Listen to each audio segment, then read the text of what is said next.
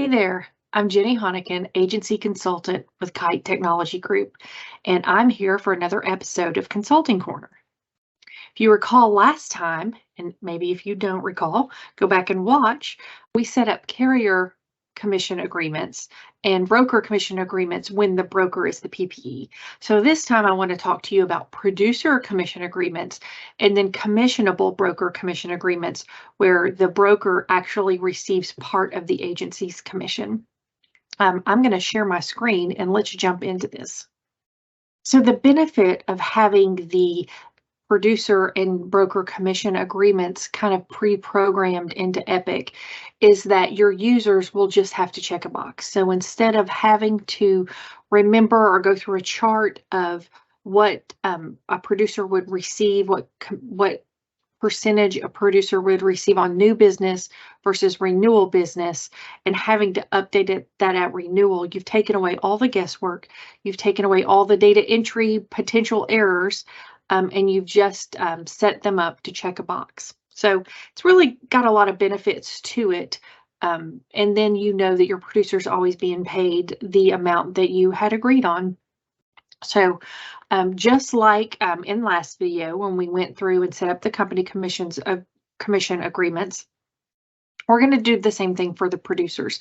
You're going to look up their employee record. And here I've pulled myself up in our demo database, and you're going to go to the commissions section on the navigation panel, and you're just going to click the plus sign.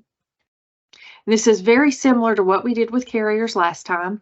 We're going to set criteria for what percentage that producer is going to be paid. If they have a different percentage for new versus renewal business, you want to tell Epic that here in the status section. If they're paid across the board, it doesn't matter. But if they get a higher percentage for new business than at renewal, then you definitely want Epic to do all the work for you behind the scenes. So typically, if you're going in and you know this is going to be your agreement for all time until you change it, then go ahead and first things first, just click open through open. You can't ever delete these agreements. You can only expire them out. So if your producer negotiates a new agreement with you, then you just have to expire this one out and then create a new one starting from the same day or the day after the expiring agreement. You want to put a description in there. So if there is a time limit, maybe 2023 commission. If this is just for new business, then maybe just new business. We'll put in a new business for me. And then you want to put in your percent. So I'm going to give myself 50% of all new business. And then on the status, you want to tell Epic, because right now we haven't told Epic that this is new business. We've just written it in the description. Epic can't read that. For the status, we want to select all of our news. So remember, in the case of a rewrite, that is actually not new business to the agency. That's considered renewal business for most agencies. So in this case, we only want to select our new business. So I'm going to select new business quote so that when I first enter the policy and I enter it in as a new business quote, it's going to have that commission already entered in for me. I'm going to be able to check the box and it's going to read new business quote. And then I want to select new business. And then if you have a one-time policy that doesn't renew and you're paying your producer new business on that one-time special event type policy, you want to check that as well. And then click finish. And so basically that's all there is to it, setting up for new business. And then you would want to do the same for your renewal business. So I'm going to click finish here. And there's my new business. So anything that I have new is gonna show up at 50%. And let me come over here because I do have a new policy set up. This is new business. I'm going to add myself as the producer.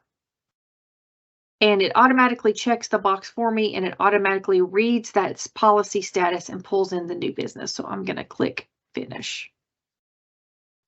And there I am.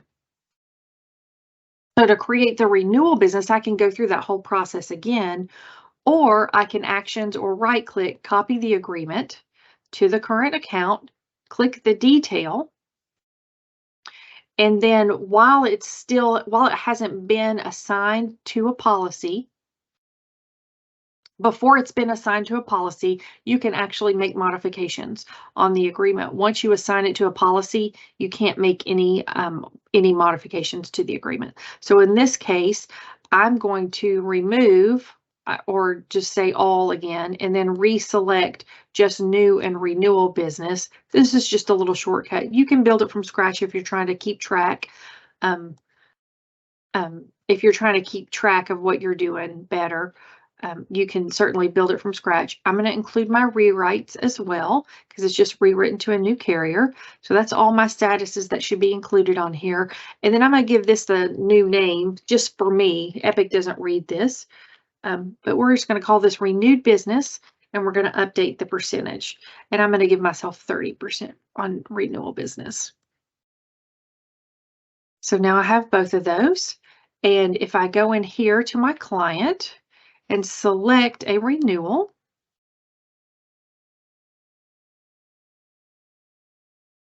when I put in my name, oops, I put in my name, it automatically reads that and says renewed business. Now I'm going to show you what happens on this one that we had entered in as new. I'm going to renew it, and you'll see that the PRBR automatically updates itself. So you can see here the status is renew. This was the new one. And when I come to PRBR commissions, it's automatically advanced that percentage for me. Right now, it doesn't tell me what the name of the agreement is. And if I would like to see that, I can always use my select columns and add the commission agreement in here. And here's my renewed business. So I know for sure which agreement is being used on this policy. So kind of nice. Just they just have to enter the producer, and Epic decides for them based on the criteria that you have set up. So one other thing I want to mention in this section is when you're creating a new policy, that was just a standard kind of flat commission. I know a lot of you all get producers and you maybe have an agreement with them where they get commission on the first 3 years of a policy. It's not based on the policy status. And in that case, you can drop down here and do a date-based, and you have other options down in here. I'm not going to get into all that in the video, but you can click the date-based there.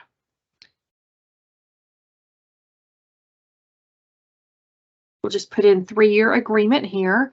And when I click detail,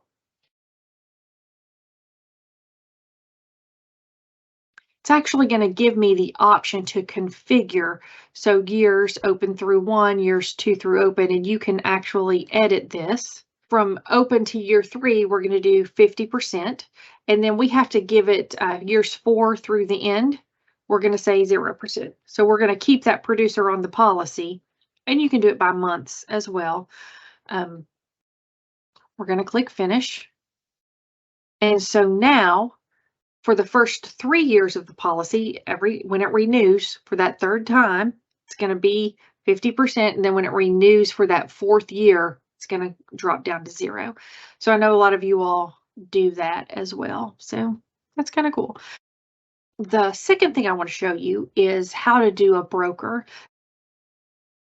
These are brokers that you are actually sharing your commission with them. You get paid by the company, or you retain that money in the case of agency bill from before you send it to the carrier.